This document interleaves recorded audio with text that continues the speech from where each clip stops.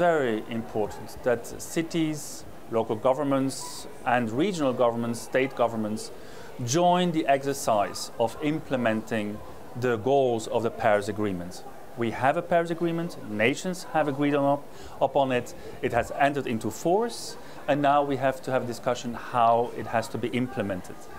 The nations use the mechanism of NDCs, nationally determined contributions. These are their contributions for the implementation of the Paris Agreement.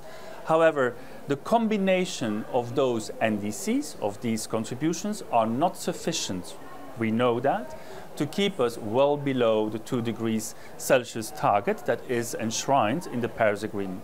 So we need many other actors to step up and to accompany this exercise of implementation. And many cities around the world, many regional governments around the world have, via their own constituency, via their own city councils, have made political decisions to commit to reducing their CO2 emissions or greenhouse gas emissions in their urban areas or their jurisdictions.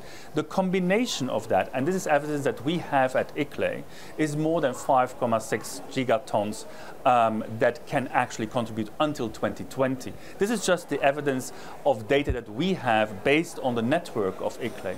So we are asking nations to consider in their consultations that they are having nationally, domestically, to include in these consultations the other levels of government. And therefore, we are here at the COP23 in Bonn to ask nations to really look into that. And we want to demonstrate that evidence that local governments bring to the table, and therefore ask and call upon the parties to work with other levels of government domestically.